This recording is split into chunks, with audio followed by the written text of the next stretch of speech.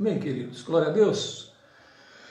Abra sua Bíblia em Gênesis, capítulo 1, versículo 26 e 27. Nós não estamos isolados, nós não estamos sozinhos e isolados de Deus em tempos de isolamento social. Fala para a pessoa que está ao seu lado, não estamos sozinhos em tempos de isolamento social. Nós estamos em comunhão com Deus, amém? Não estamos isolados dele. Gênesis 1, 26 e 27, a palavra do Senhor diz assim: E disse Deus, façamos o homem a nossa imagem conforme a nossa semelhança, e domine sobre os peixes do mar, e sobre as aves do céu, e sobre o gado, e sobre toda a terra, e sobre todo o réptil que se move sobre a terra. E criou Deus o homem à sua imagem, a imagem de Deus o criou. Homem e mulher os criou. Queridos, Deus ele não é solitário. Existe uma dança de amor no ser de Deus. Por isso ele criou o homem. Para quê? Para ter uma comunhão com ele, para dançar com ele. Pai, Filho e Espírito Santo se relacionaram para nos criar. Foi isso que a palavra do Senhor, lá em Gênesis 1, 26 e 27, diz. E se relacionam de uma forma perfeita. Deus, então, entretanto, ele não vive dentro dele mesmo sozinho, não vive dentro de si. A palavra do Senhor nos ensina que o Deus, o Todo-Poderoso, ele não vive encastelado na sua transcendência comunitária. Só ele, o Espírito Santo e Deus Pai, Deus Filho e Deus Espírito Santo. Não são só os três. Ele resolveu criar e se relacionar com a sua criação. Pelo que a palavra de Deus nos ensina, é justo chamar esse relacionamento então de aliança, de pacto. Deus, o soberano, ele cria e estabelece as regras do relacionamento para mostrar o quê? A sua justiça e a sua graça. E nesse mundo, nesse momento, no mundo todo, nessa hora, as pessoas estão privadas de uma forma ou outra de se relacionar com os outros, de se relacionar uns aos outros, né? Uma pandemia global nos faz viver, então, o quê? Enclausurados dentro de casa. E em alguns casos, num regime de isolamento radical. Tem cidades aí no Brasil, queridos, que já estão tocando o toque de recolher. De 8 a 5 horas da manhã não pode sair na rua.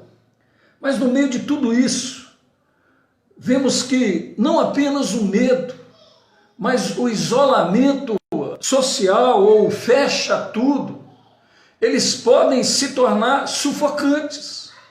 Como seres religiosos que somos, que refletem a imagem de Deus, nós desejamos o relacionamento com Deus, desejamos a vivência, a convivência familiar e desejamos o relacionamento com outras pessoas. E por mais que não estejamos ausentes no espaço físico, como diz lá em Colossenses, o apóstolo Paulo, ele diz lá em Colossenses capítulo 2, versículo 5, no mundo espiritual, irmão, eu e você não estamos isolados. No mundo espiritual, nós não estamos ausentes. Lá no versículo diz assim, porquanto, apesar, o apóstolo Paulo dizendo, porquanto, apesar de estar fisicamente distante de vós, estou convosco em espírito. E me sinto feliz ao verificar que estáis vivendo em plena ordem, como está firme a vossa fé. Comparando esse texto, né, com aquilo que nós lemos lá em Gênesis capítulo 1, versículo 26, e com tudo aqui, com o que eu acabei de falar, que Deus ele nos fez para ter relação conosco. Tem um texto na palavra do Senhor, eu gostaria que você abrisse, Salmo 119. Salmo 119, versículo 16. Salmo 119, verso 16, nos fala, quando o salmista ele expressa esse impulso relacional da alma dele. Quando ele diz assim, no Salmo 119, verso 16, diz assim: tenho prazer nos teus decretos. Ele está falando para Deus. Tenho prazer nos teus decretos. Não me esqueço da tua palavra. Sabe, queridos, o Senhor do pacto, o Senhor da aliança, ele convoca o seu povo para o relacionamento. E o servo, como eu, você, como o salmista, ele responde de que forma? Como oração. Responde com orações. E nesse contexto relacional, eu presumo que esse salmo, Salmo 119, ao qual nós vamos agora nos ater nele, e eu gostaria que você deixasse a sua Bíblia aberta aí no Salmo 119, nós vamos estar meditando nesse salmo. Eu acredito que esse salmo, quando o salmista ele falou essas palavras, o contexto relacional, eu presumo que esse salmo nos ensina a forma como eu e você, como servos de Deus, experimenta o relacionamento com o Eterno. Então eu quero ver com os irmãos o que esse texto, o Salmo 119, pode nos ensinar nessa noite. Abra sua Bíblia aí, Salmo 119, versículos 121 e 122. Aqui o salmista, motivado por um espírito de santidade e de angústia na sua alma, ao mesmo tempo ele diz assim: Senhor, eu vivo conforme a tua lei, procuro ser piedoso aos termos da tua aliança, pacto. Faço justiça e julgo as coisas porque sigo a tua lei. Sou teu servo. Sê então, Senhor, o meu fiador. Ou seja, sê aquele que garante a minha segurança. Sabe, queridos, por meio aqui da oração, o salmista, ele, como servo, ele entrega os seus medos ao Senhor. Aí a pergunta é, por que o salmista ora nesses termos? O texto nos explica que ele estava cercado por inimigos, pessoas ruins, pessoas soberbas, pessoas opressoras o estavam ameaçando. Queridos, note que Israel passou por várias experiências como essa. Basta lembrar aí o Egito, da Assíria, da Babilônia. Entretanto, ainda que com o coração apertado pelo medo, o salmista, o que ele faz? Ele entrega o seu medo ao Senhor. Ele olha a oração que ele fala: dá-me livramento, sê meu protetor. Sabe, queridos, esse passo, esse compasso do salmista, esse ritmo do salmista, se esbarra no medo e na oração, que é igual ao nosso nos dias de hoje. Homens maus se erguem no mundo, querem nos oprimir, homens que são soberbos, homens que não confiam no Senhor. Quando eles olham para os relacionamentos, eles não conseguem ver o quê? Não conseguem ver o amor. Por causa de quê? Por causa da ganância, por causa do orgulho.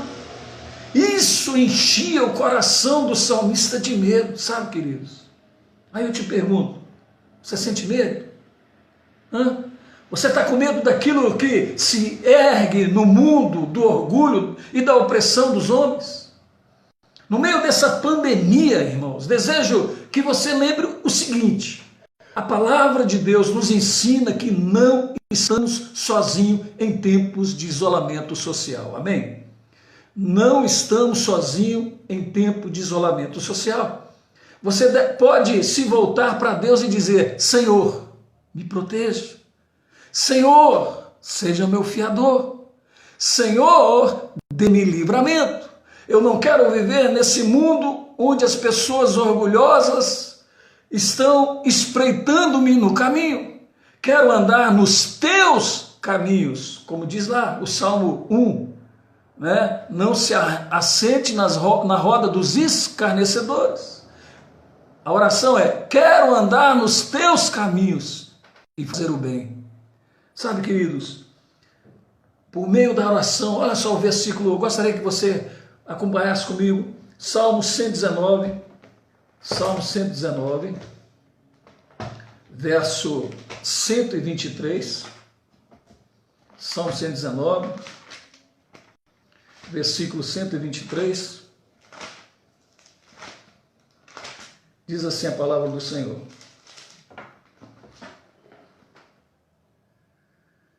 os meus olhos desfaleceram, esperando por tua salvação e pela tua promessa da tua justiça. Trata com o teu servo segundo a tua benignidade e ensina-me os teus estatutos. Sou teu servo, dá-me inteligência para entender os teus testemunhos. Queridos, por meio da oração, o salmista, como servo, ele clamou pela misericórdia do Senhor. Ele mostra toda a sua humilhação diante do Deus do pacto, o Deus da aliança. Ele não queria andar no caminho dos orgulhosos. Antes, humildemente, o que ele faz? Ele se derrama diante de Deus, pedindo graça. Aí a pergunta é: por que ele fez esse clamor tão expressivo diante do Deus da aliança? Por que ele se despojou? Por que ele se derramou para fazer essa oração, esse clamor? Primeira coisa, anota aí: porque ele sentia fraqueza na sua alma. Os seus olhos já estavam cansados de tanto esperar. Lembra de uma mensagem que eu preguei muito bem no início? Até quando? Pois é, o salmista estava dessa forma. Até quando? A provação foi longa, mas diz a palavra do Senhor que ele pediu graça para continuar com os olhos cheios de esperança nas promessas de redenção e justiça feitas por Deus, feitas pelo Senhor. Então ele sentia essa fraqueza na alma, mas ele estava aguardando o cumprimento da promessa do Senhor. Por que ele fez esse clamor tão expressivo? Segunda coisa, porque ele precisava ser ensinado, assim como eu e você precisamos todos os dias, irmão. Ele pedia pela misericórdia. A misericórdia, como diz a palavra do Senhor, que se renova a cada manhã. Para que a misericórdia do Senhor se renova a cada manhã para mim e para você, meu irmão? Para que eu e você possamos ser ensinados. Era como se estivesse dizendo: Senhor, Tu és o Rei soberano. Tu és Rei sobre tudo e sobre todos. Os Teus decretos são justos. Preciso deles para ter direção na minha vida. Me ensina os teus decretos, me ensina a tua verdade absoluta e soberana. Foi isso que ele quis falar. Por que ele fez esse clamor tão expressivo? Porque ele precisava compreender a vida. De nada adiantava conhecer a história da redenção sem entender ela no mundo e na vida. Por isso o salmista ele clamava: não apenas me ensina, mas me ajude a entender no coração os testemunhos contidos na tua lei. Aí me faz lembrar aquele versículo: ensina-me a contar os meus dias, para quê? Para que eu alcance coração sábio. Sabe, queridos, o pedido do salmista era para todas aquelas histórias de livramentos, de promessas, e chamado à santidade ardesse no seu coração. Sabe como isso tem se perdido na igreja do Senhor hoje em dia, queridos? Eu te pergunto, você já se viu em algum momento da vida sem saber o que fazer ou qual caminho tomar, qual decisão escolher? Já sentiu aquele sentimento terrível do vácuo e do vazio existencial? Eu presumo que cada um de nós tenhamos sentido, sim, com certeza. É humilhante, não é não? Porém, nessas horas de humilhação, quando vemos que de fato somos pó e cinza, ainda temos com quem nos relacionar. Amém, queridos? Podemos erguer a nossa voz, podemos levantar os nossos olhos ao alto e clamar por graça. Repete assim comigo: o servo não dá ordens, o servo recebe ordem da graça e clama pela misericórdia. Repete comigo: o servo não dá ordem, o servo recebe a ordem da graça e clama por misericórdia. Aí eu te pergunto, querido, você está desfalecido? Meu irmão, minha irmã, mesmo desfalecido, mesmo cansado, busque o trono da graça. Olhe para a promessa, olhe para as promessas de redenção na sua vida. O que a promessa de Deus diz? Que Deus vai enxugar dos nossos olhos o quê? Toda lágrima. Deus, ele é justo, irmãos, lembra disso. Deus, ele é justo. E não duvide que ele é tão fiel nas suas promessas como justo em realizá-las. Por isso, ainda que os meus olhos fraquejem, tenho que permanecer como salmista. Continuarei olhando e desejando pela salvação do meu Senhor. Amém? Você está desfalecido? Aguarde a redenção, aguarde pela salvação do Senhor na sua vida. Você precisa de direção, querido. Sabe, irmãos, quando você lê a palavra de Deus, você lê a palavra de um rei. Repito, quando você precisar de direção, quando você lê a palavra de Deus, você lê a palavra de um rei. Se tem rei, tem reino. E se tem reino, tem governo. Você não está sozinho. Você tem governo na sua vida. Sabe? Então, não discuta com Deus. Siga a direção dele. E se você tem dificuldade, meu querido, minha querida, peça ao Senhor para você ser ensinado. Ah, pastor, estou precisando de discernimento. Você está precisando de discernimento? Como diz lá em Tiago, peça entendimento a Deus.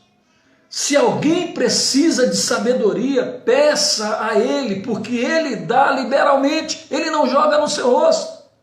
Volte para os testemunhos de Deus e viva para eles, amém, queridos? Viva por eles, pelos testemunhos que tem na palavra do Senhor para você, que são ensino, que são lições para mim e para a sua vida. Sabe? Por meio da oração, abra sua Bíblia lá ainda, Salmo 119, versículo 126, diz assim a palavra do Senhor: já é tempo de operares, ó Senhor, pois eles têm quebrantado a tua lei. Pelo que amo os teus mandamentos mais do que o ouro, é ainda mais do que o ouro fino. Por isso tenho em tudo como retos todos os teus preceitos e aborreço toda falsa vereda. Sabe, queridos, aqui nesses versículos, o salmista ele clama pela ação providencial de Deus. Por meio da oração, ele, como um servo, ele rogou a intervenção do Senhor. Como um servo, ele não pode dar ordens, mas ele pode clamar àquele que governa o mundo, aleluia, e age no mundo pela sua providência, aleluia. Ousadamente ele ora, ele diz assim: já é tempo, Yahvé, para intervires em meu favor. Já é tempo, Yahvé, para intervires nessa situação. Sabe quando você pode clamar a Deus com ousadia?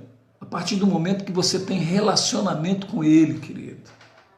É preciso praticar isso, relacionamento no vertical. Sabe por que ele fez essa oração? Sabe por que o salmista fez essa oração? Por causa da soberba do mundo. Ele diz lá: estão pichando a tua lei, Senhor. Desobedecem os teus decretos, profanam o teu culto, violam os teus decretos. Em suas palavras, era como se ele estivesse pedindo: Senhor, me livra desse mal, livra os meus irmãos, segure a mão do ímpio. É uma oração que nós podemos também fazer a cada dia. Temos relacionamento com Ele?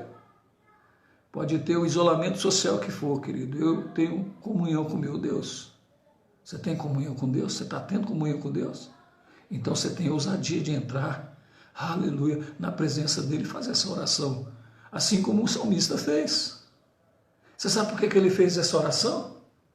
Ele fez essa oração por causa do coração dele também. A soberba não era um perigo apenas lá do lado de fora, não, irmãos. Mas também para o lado de dentro. Ele sabia o que ele era. Ele pediu a intervenção do alto para continuar amando a lei de Deus. Muito acima de qualquer tesouro desse mundo. Muito acima das coisas lá fora. Ele pediu para aumentar a sua ojeriza aos caminhos da mentira e receber toda a instrução de Deus, expressão da sua justiça perfeita. Ele não estava preocupado com o que estava acontecendo lá fora. Ele estava preocupado com o que pode acontecer aqui dentro. E o que pode acontecer aqui dentro, na minha e na sua vida, meu irmão, pode mudar a nossa história com Ele. Por isso que o salmista fez essa oração. Sabe, tem um escritor, um teólogo chamado A.W. Pink. Certa vez ele disse assim: dizer que Deus é soberano é declarar que Ele é o Altíssimo, o qual tudo faz segundo a sua vontade. No exército dos céus, segundo a sua vontade, no exército dos céus e entre os moradores da terra. Não há quem lhe possa deter a mão, nem lhe dizer o que fazer. Por quê? Porque Deus é soberano. Dizer que Deus é soberano é declarar que Ele é onipotente, possuidor de todo o poder nos céus e na terra, de tal maneira que ninguém pode impedir os seus conselhos, contrariar os seus propósitos ou resistir à sua vontade. Aí o teólogo ele continua: dizer que Deus é soberano é declarar que Ele governa as nações, estabelecendo reinos, derrubando impérios e determinando o curso das dinastias segundo o seu agrado. Dizer que Deus é soberano é declarar que Ele é o único soberano, aleluia, o Rei dos reis, o Senhor dos senhores. Querido, esse é o Deus relacional, esse é o Deus da Bíblia, esse é o Deus que tem comunhão comigo e com você. Quando entramos no secreto e falamos com Ele, muda aqui, Senhor, muda aqui do lado de dentro, porque do lado de fora eu não quero saber, eu quero saber como está do meu lado, no lado de dentro, para eu ter um relacionamento com o Senhor, aleluia, amém? Sabe, queridos, esse é o Deus da Bíblia. Qualquer teologia que negue a soberania de Deus, a soberania absoluta sobre todas as pessoas, sobre todos os eventos desse mundo, ou que negue a atuação de Deus no sofrimento humano, é uma quebra do primeiro mandamento. Qual é o primeiro mandamento? Não tenha outros deuses diante de mim.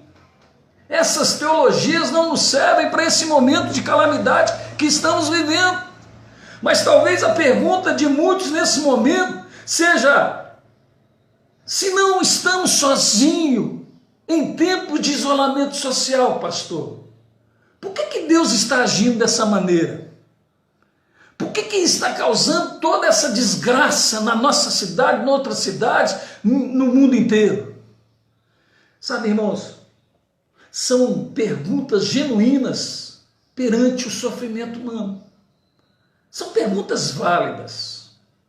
Foi exatamente isso que os discípulos perguntaram para Jesus quando eles se depararam com o cego de nascença. Lembra? Lá no Evangelho de João, capítulo 9, versículo 2. Eles encontraram o cego de nascença e viraram para Jesus e falaram assim: mestre, quem pecou? Esse ou os seus pais? Para que nascesse, os seus pais ou este, para que nascesse cego? Ele ou os pais dele, mestre? Queridos, perceba que os discípulos, eles estavam curiosos com o porquê. O porquê daquele sofrimento. A lógica dos discípulos era: se existe cegueira, então é fruto de um pecado. Um pecado específico que esse homem cometeu. Sabe, irmãos, eu receio que seja a mesma e única lógica encontrada dentre muitos círculos religiosos até hoje. Dependendo da denominação cristã a qual você faz parte, aceitar o sofrimento e a doença é inconcebível com a fé. O cristão não pode ficar doente e nem sofrer.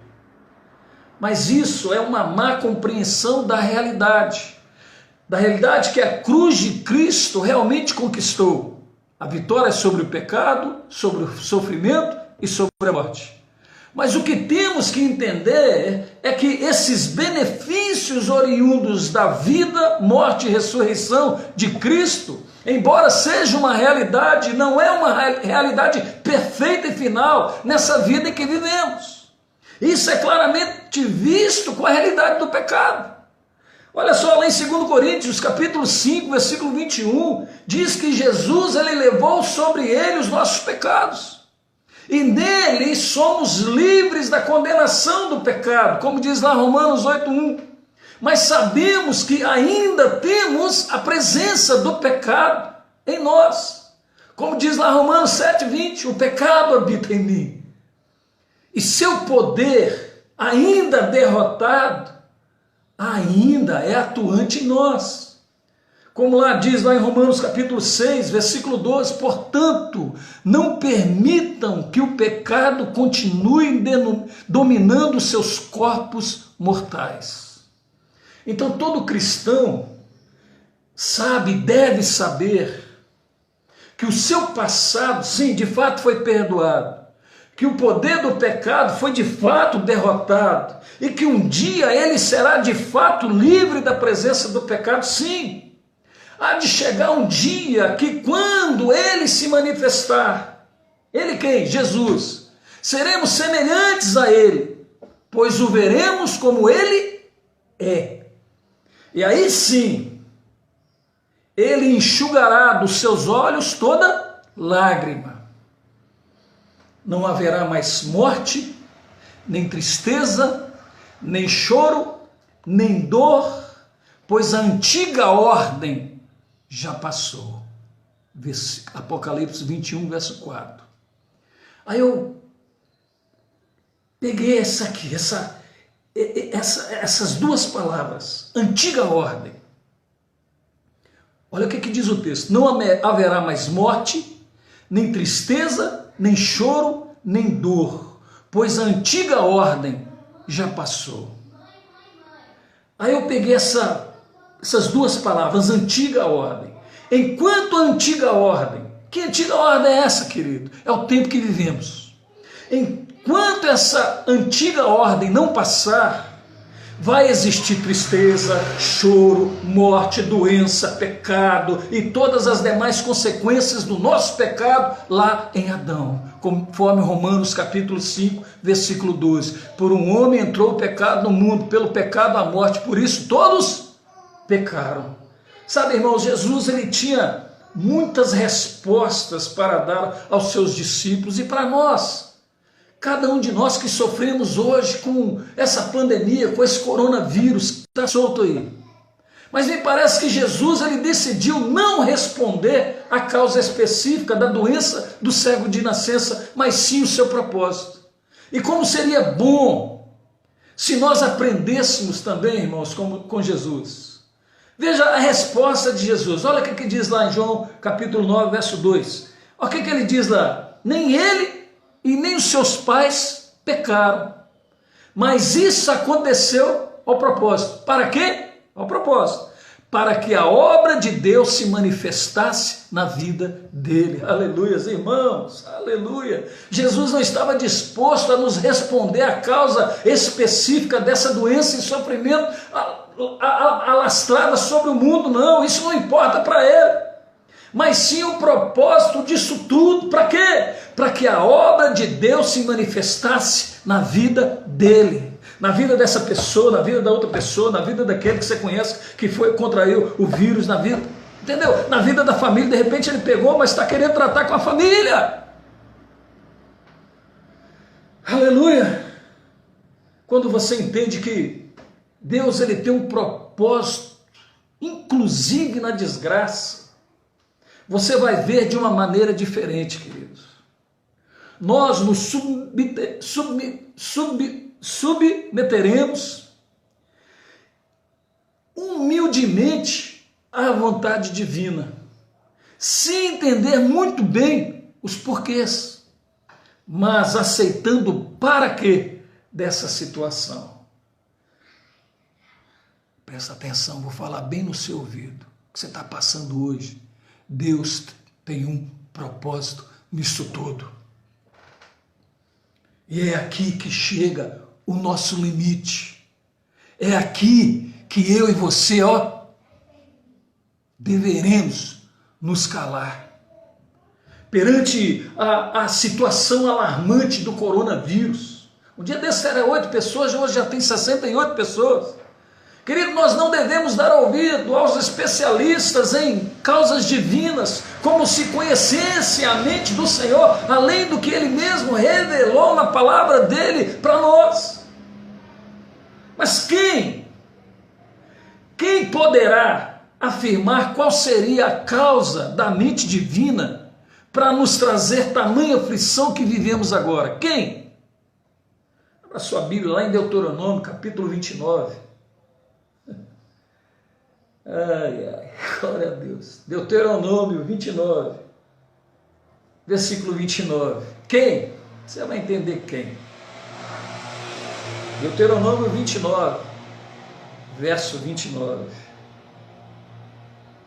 Só frisando, em tempos de isolamento, eu não estou sozinho. A minha casa não está sozinha, a minha esposa não está sozinha, minhas filhas. A minha família não está sozinha. As nossas famílias não estão sozinhas. Deuteronômio, capítulo 29, versículo 29. Perante o que temos vivido, nós precisamos lembrar desse texto. As coisas encobertas pertencem ao Senhor, o nosso Deus, porém as reveladas nos pertencem a nós e aos nossos filhos. Então, queridos, deixemos de lado nesse momento os porquês e nos conformemos com os paraquês. Deus ele está manifestando as suas obras nessa tragédia toda. Seu nome está sendo clamado nos 4 cantos desse mundo. A sua igreja está de joelhos buscando, clamando pela sua misericórdia. Incrédulos estão reconhecendo as suas limitações e fazendo o quê? Clamando. Muita coisa Deus está fazendo. E sabemos que tudo que Ele faz é bom, perfeito e agradável. Aleluia. Por quê? Porque Deus está fazendo tudo isso. Especificamente, nós ainda não saberemos. mas podemos, aleluias, descansar que Ele é especialista em vales da sombra da morte. Por quê? Porque o bom Jesus, o bom pastor, Jesus, Ele já passou por lá e nos mostrou o caminho, como se faz. Então o que eu e você precisamos fazer? Seguir em frente, com temor e tremor, seguindo a voz do nosso bom pastor. Amém? Só para lembrar, só para terminar aqui, irmãos. Você tem um texto da palavra do Senhor lá no Evangelho de João, capítulo 9, versículo 2, quando os discípulos perguntaram a Jesus por que o cego nasceu cego, nasceu cego de nascença. Por quê? Porque ele pecou ou os pais dele pecou? Só para lembrar vocês, no final da história, diz a palavra do Senhor que o cego foi curado. Ele creu e adorou a Jesus. Sabe, irmãos, quem sabe esse propósito já não seja suficiente para tudo que está acontecendo na sua vida. Quem sabe esse propósito já não seja suficiente para tudo que está acontecendo na vida da sua família, na vida dessa pessoa que você está orando por ela, na vida desse pai, dessa mãe, daquela família que você está orando por ela, ou até mesmo da sua família. Deus, ele não sentou numa cadeira para observar ceticamente o que acontece no mundo. Não. Deus, ele não está jogando com os seres humanos, ele não está jogando com os homens, ele não está jogando com a humanidade ou aprendendo com eles. Ninguém pega Deus de surpresa. Deus, ele governa tudo com a sua providência, aleluias. Até um vírus tem uma razão no mundo de Deus. Não sabemos a razão que levou Deus a permitir o mal, mas sabemos que Deus, ele age com providência no mundo, aleluias. Deus age com providência na sua vida, Deus age com providência na sua casa, Deus age com providência na vida do seu marido, Deus age com providência na vida da sua esposa, Deus age com providência na vida dos seus filhos, Deus age com providência porque Ele tem o controle de todas as coisas, aleluias. Amém. Por isso, queridos, devemos clamar como salmista. Intervém, Senhor, porque o mundo é materialista, o mundo, Senhor, é individualista, o mundo, Senhor, é rebelde e essas coisas têm que parar. Eles não podem soberbamente pisar na tua vontade, Senhor, porque preciso amar o que é belo e santo e detestar a mentira. Preciso tirar o meu coração das coisas que te agradam e amar o Senhor. Preciso ter raiva da mentira e não ser guiado por ela. Amém, queridos? Como é que está o seu relacionamento com Deus? Em tempos de isolamento social, o que não podemos deixar é o nosso relacionamento com Deus. E até mesmo com os nossos irmãos, não podemos estar com ele, liga. Não podemos, manda um WhatsApp. Ô irmão, estou orando por você, estou preocupado com você. Sabe, nesse tempo eu tenho visto, eu e minha casa, nós temos visto a boa mão do Senhor para nos guardar, nos sustentar, nos enviar o que nós precisamos. Eu tenho glorificado a Deus por isso, sabe? Enquanto medito, sabe? Enquanto eu estava meditando nessa palavra, nessa tarde, enquanto eu estava meditando sobre esse relacionamento do salmista, esse relacionamento do salmista com Deus, eu me lembrei da solidão de Cristo lá na cruz do Calvário, irmãos. Ele conheceu o ódio, ele conheceu a sede, ele conheceu também a solidão. Quando os meus pecados, quando os seus pecados, quando os nossos pecados, e como diz a palavra do Senhor, quando o pecado de toda a humanidade estava sobre ele, Jesus, ele disse assim: Deus meu, por que me desamparaste? Sabe, queridos, na cruz, Jesus, ele conheceu a pior solidão, a solidão infernal. Se tememos o isolamento, mais ainda deveríamos temer a solidão eterna. Porém, se você, aleluia, se você voltar o seu coração nesse momento para Cristo, você vai ser abraçado por Deus Pai, por Deus Filho, pelo Deus Espírito Santo, porque foi Ele quem te criou, porque são eles, é Ele, não são três, são três em um, é Ele que está mais interessado em te abençoar, é Ele quem está mais interessado em abençoar sua casa, em abençoar sua família, é Ele quem está mais interessado em cumprir as suas promessas na sua vida, amém? Amém? Então, querido, é esse Deus que quer te abraçar, é esse Deus que quer mostrar para mim e para você que a minha e a sua comunhão com Ele não existe solidão, não existe isolamento, amém? Mesmo no isolamento social e até na morte, eu quero dizer, você não estará sozinho, amém? Então nessa hora, querido, feche seus olhos, volte-se para Cristo, volte-se para Cristo agora.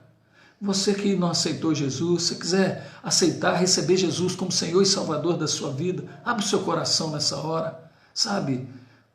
O mundo pode estar em pandemia, mas quem governa o mundo é Deus, é Ele que sustenta todas as coisas debaixo do teu poder, debaixo da sua soberania, porque Ele é o Deus Todo-Poderoso, Ele sustenta a sua vida em suas mãos.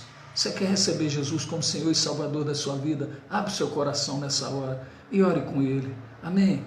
Ore para Ele, volte-se para Cristo, receba a graça do relacionamento com Deus, que por natureza, olha só, a natureza de Deus, Ele é amor.